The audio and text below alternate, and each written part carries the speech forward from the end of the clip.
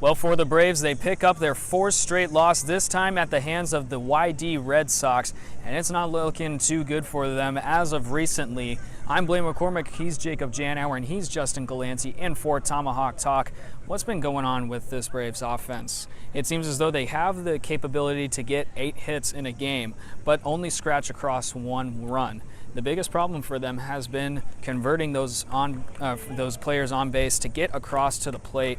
What's been going wrong for them? Well, they just haven't really been working the quality at bats once guys have gotten on base to move them over. I mean, tonight it's 1 run on 8 hits, 2 errors, and 4 walks they drew. So that's 1 run on 14 base runners. That just shouldn't happen. And well, there was a myriad of circumstances that led to this, but basically it was just a lot of tough at bats. And after 2 nights ago, you get shut out. Last night, 2 runs. Tonight, 1 run. I mean, I said this on the air with you. They have 3 days to turn things around, or else you're really going to be backing into the playoffs, not looking too good. Now, one thing that was a struggle for them tonight was the pitching, especially from Sean Leland, who came out of the bullpen.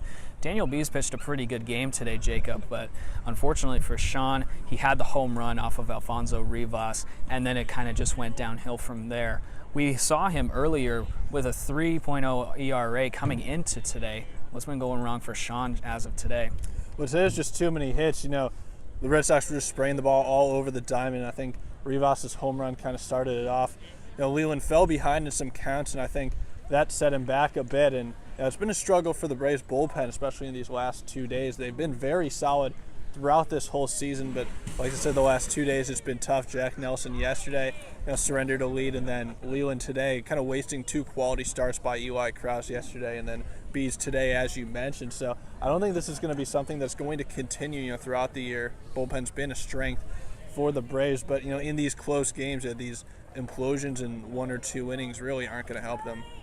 Well, going on to our Players of the Game segment, I'm going to go with Richard Palacios for this one. I've said his name a lot lately, and deservingly so. He went 3 for 5 today with 2 doubles and also a single. The guy's been on a tear lately, and like I said, it's the hard work that he's put in preseason coming into this one, the hard work that he put in Towson as well, and he's performing at his peak right now, and hopefully the Braves can look to him to continue on that hot stretch and pick up some momentum from him. I'm going to give a tip of the cap to Grant Williams. He was on base 4 times tonight, and after missing a couple days and being back in the lineup tonight, impressive that he can keep the timing as well as he did. But I have to agree with you. I think Palacios gets the player of the game, and he showed some impressive power to both sides of the field. His first double of the game was ripped down the right field line. His second double went down the left field line. He had another single, and Richie's just hitting the ball really well right now, and he's established a spot at the top of the Braves order.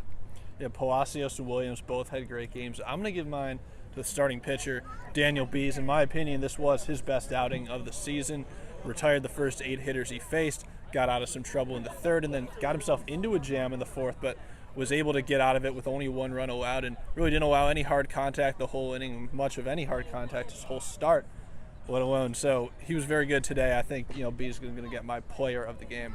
Now, coming off of this game, the Braves go over to Lowell Park to face off against the Cotuit Kettleers and a red-hot team led by a slugger in Griffin Conine. This all-star outfielder has been impressing scouts and fans all over the area with 8 home runs on the season so far. So the Braves will look to pick up a win and break this cold stretch that they've been having recently.